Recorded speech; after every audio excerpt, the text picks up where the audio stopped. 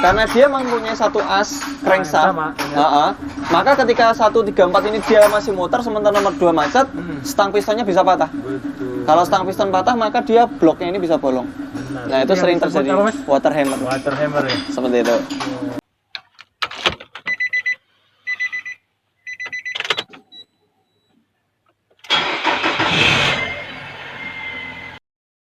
Sobat Otomotif dan AHpedia, sebelum kita lanjutkan video ini, jangan lupa subscribe ya, agar tidak ketinggalan tips, tutorial, dan konsultasi tanya jawab terbaru dari AHpedia. Mas, kau lagi ke sana ya? Ya, oke, siap. Saya datang dari sini. Assalamualaikum Mas Erdi. Waalaikumsalam warahmatullahi wabarakatuh. Pak Taufik dan Sobat AHpedia, bisa dibantu Pak? Mas, udah berapa lama kita nggak buat konten Mas? Ya, 14 hari kali ya? 14 hari. Baik, Mas Erdi, Ya, ada gitu, yang Pak. baru nggak buat teman-teman di YouTube Mas? Ya, yang baru ada, tapi ini kasus mungkin sering terjadi. Jadi dia mesin ini mengalami yang namanya air masuk ke ruang bakar Pak. Tapi belum sempat water hammer, jadi belum sempat ke kompresi. Kenapa dia bisa masuk? Karena terjadi overheat sebelumnya. Jadi sebelumnya overheat, kemudian efek dari overheat itu adalah kelengkungan di cylinder head. Nah, kita akan tahu nih sejauh ini kan kita kan cuma bilang itu overheat, nanti efeknya seperti ini. Nah, kita sudah mendapati Pak sekarang Pak, efeknya air itu masuk ke ruang bakar. Ini mobil ada Nissan Serena. Nah, mesinnya ini dia tipe mesinnya KR20. Mobil yang ada ini, yang ada di samping ini. Siap. Nah, ini coba kita buka Pak. Ini baut udah dikendorin. Nah, ini kita coba buka Pak. Ini di sini ada ini ya, ada oli. Oh iya. Ini oli ini udah tercampur sama air. Ini seperti konten yang kita sebelumnya Mas ya? Ya. Kopi susu ya? Kopi susu ya. Gitu. Nah, nanti akan kita jelaskan bagaimana kok ini air bisa masuk ke dalam ruang oli. Oke. Ini satu. Mas Aji, minta tolong Mas Aji. Coba diangkat ini headnya Mas. Ini baru aja kita buka bautnya. Nah, ini Pak. Wah. Jadi air itu masuk ke ruang piston ya. Jadi gini, nah kenapa kok air bisa masuk ke ruang piston ya? Ya. Nah, pertama, ketika mobil itu dia terjadi panas berlebih atau overheat, maka dia mengakibatkan yang namanya cylinder head ini Pak. Ini dia melengkung. Betul. Di sini kan ada di balik gasket ini. Nah, gasket ya. Ini ada jalur air. Dan juga ada ruang bakar. Betul. Tapi di sini ada jalur oli juga. Oke. Nah, ketika dia silinder tadi melengkung, dia nggak rata, maka air yang ada di water jacket ini dia akan masuk ke dalam ruang bakar. Kenapa dia masuknya ke ruang bakar, nggak ke ruang olinya dulu? Karena memang yang melakukan pembakaran kan di ruang bakar. Panasnya tentunya lebih besar yang di ruang bakar. Ketika ini dia mendapatkan panas berlebih, kemudian pemuaian yang tidak merata, maka dia akan melengkung Pak di cylinder headnya juga bloknya. Maka air tadi yang tadinya di water jacket sini, itu dia akan masuk ke ruang bakar. Nah, akhirnya kok bisa masuk ke oli. Nah, di antara piston dengan silinder ini kan dia kan ada celah ya, gap ya. Nah, ketika dia mengalami overheat itu tadi, kemudian kondisi mobil langsung dimatikan, dan kondisinya headnya itu tadi dia melengkung, maka tekanan dari water jacket ini besar. Tekanannya besar. Nah, ketika dia dimatikan, kan nggak ada pengapian di sini, Pak. Benar. Akhirnya air itu tadi nggak terbakar. Akhirnya dia masuk terus dengan jumlah debit sesuai dengan kelengkungan yang ada di silinder headnya dan juga blok mesinnya. Ini juga bisa saja melengkung. Akan kita ukur ke depan untuk perbaikannya. Nah, kemudian air itu tadi yang sudah berada di sini dan tekanannya sangat tinggi, dia akan masuk ke dalam ruang ini, ruang bakar ini. Sehingga air yang ada di atas piston ini dia akan turun masuk ke dalam ruang oli yang ada di bawah piston. Seperti itu. Jadi kenapa tadi waktu posisi di atas ini itu tercampur antara antara air dengan oli. Sama oli ya. Ini sebenarnya adalah ruangan khusus oli.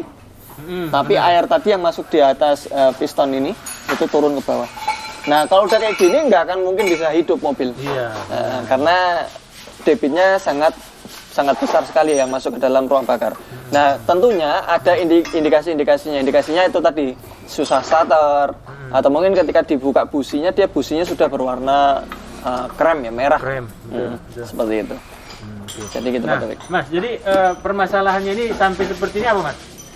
Pertama dia ada namanya overheat. Nah, overheat itu banyak penyebabnya. Di antaranya adalah motor fan-nya mati, atau mungkin radiatornya buntu, atau mungkin termostatnya nggak buka, atau mungkin dari jalur yang ini ya, jalur airnya itu ada yang pecah, seperti selangnya seperti ini. Untuk kasus yang ini terjadi karena selangnya ini dia pecah duluan, Pak. Jadi selangnya pecah, kemudian diganti oleh pelanggan selang tersebut, tapi tidak dicek ulang untuk kondisi kapasitas air yang ada di dalam sistem pendinginan, sehingga dia masih dalam kondisi kurang sebenarnya. Waduh. Tanpa menyadari di sana pasti ada overheat ya, temperatur yang sangat tinggi, sehingga ya karena pemuaian nggak merata, ada kekosongan air di sistem water jacketnya, maka yang terjadi kelengkungan. Jadi sebenarnya kalau kita lihat dari sistem pendingin dari kipas, dia nggak ada masalah ya? Nggak ada masalah. Cuma kipas termosan nggak ada masalah. Kekurangan pengisi air aja pada saat mengganti selang ini. Jadi ketika selang ini disadari dia pecah, pasti kan overheat ya. Benar. Kemudian dicek, kok radiatornya nggak ada airnya. Begitu diisi, keluarlah air dari selang. Nah, akhirnya selangnya diganti. Tapi ketika penggantian dia tidak melakukan pengisian ulang. Untuk airnya, seperti itu.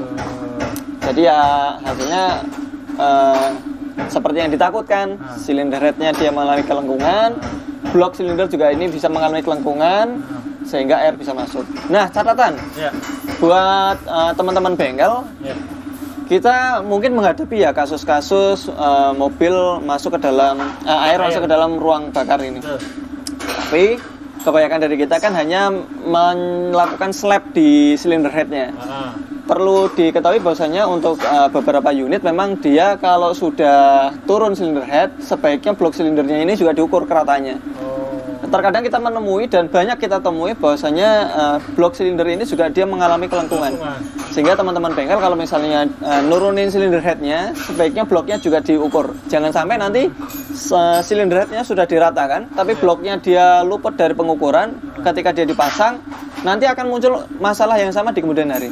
Seperti itu. Jadi nggak lama umurnya. Mungkin cuma bisa dipasang, kemudian dipakai buat tes jalan. Nanti air bisa masuk lagi ke dalam ruang bakar. Seperti itu.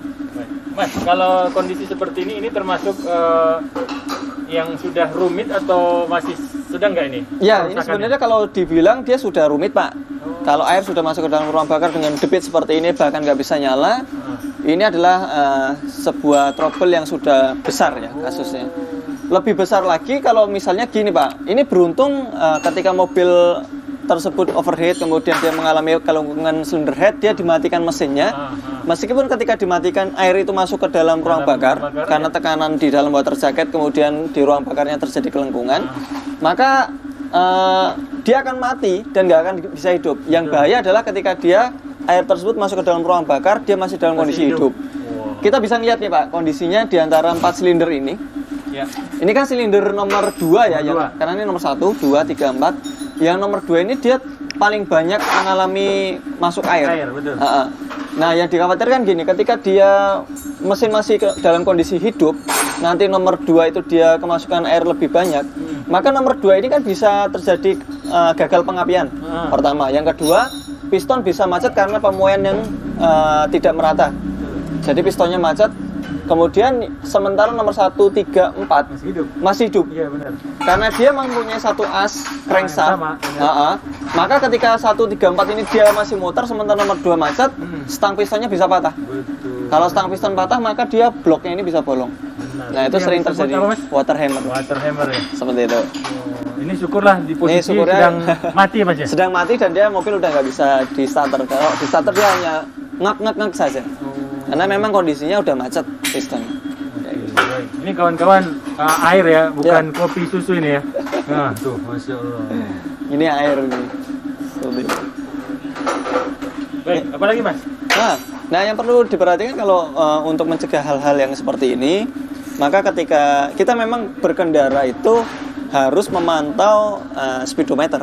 Karena speedometer itu adalah pantauan kita kondisi mesin, kondisi sensor-sensor yang ada di mobil atau kendaraan tersebut, termasuk juga airbag, yaitu ada di speedometer, yaitu adalah pantauan kita selama kita berkendara. Ketika kita berkendara kemudian didapati overheat atau temperaturnya naik, atau mungkin indikator temperatur overheatnya nyala, maka segera tepikan kendaraan, matikan kendaraan, lalu dicek di area reservoir.